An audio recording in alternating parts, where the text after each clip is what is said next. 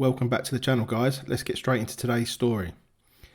A deeply worrying situation is unfolding. Pakistani influencer Tahar Ibn Jali, a man who's publicly urged Muslims to do jihad and called on followers to descend on Israel, is now scheduled to tour Britain. Yes, you've heard that right. This is not some fringe rant on the internet. He's due over here, reportedly speaking at mosques, community centres, a university, even a state school.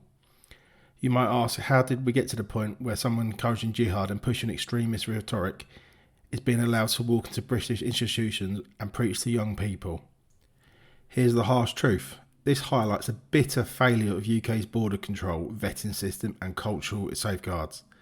A man who's openly supported militant jihad, spread conspiracies about Jews controlling the world and targeted Israel with calls for mass mobilisation, now walks freely onto our soil and ends up speaking to public audiences.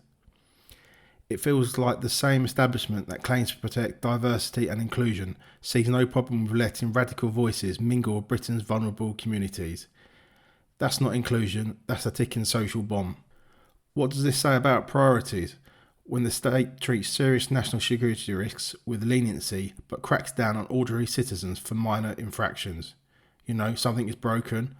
While law-abiding Brits see their community strained by crime, gang culture and integration issues, here's an outspoken radical being given a platform. That's hypocrisy, a huge one. And let's call it what it is. This isn't just freedom of speech, this is radical agitation. This is ideological subversion. This is the kind of preaching that historically leads to diversion, hate and worse. Remember the infamous preacher Anjem Choudary, once given room to speak and recruit, ended up being in jail after orchestrating real terror networks in Britain. If we let people like that back through the door under a guise of community outreach or free religion, we're asking for trouble.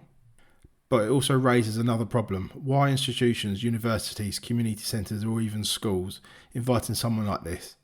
Do they even check what these speakers stand for? Or is there some woke logic that says all voices must be heard, even when these voices want to destroy you? If you believe in British identity, national security and simple common sense, this is not acceptable.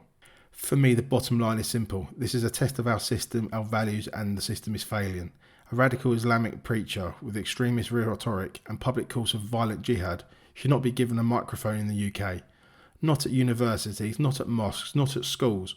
If we care about safety, integration and the future of this country, we need a hard rethink of who we allow in and who we let speak and who we tolerate.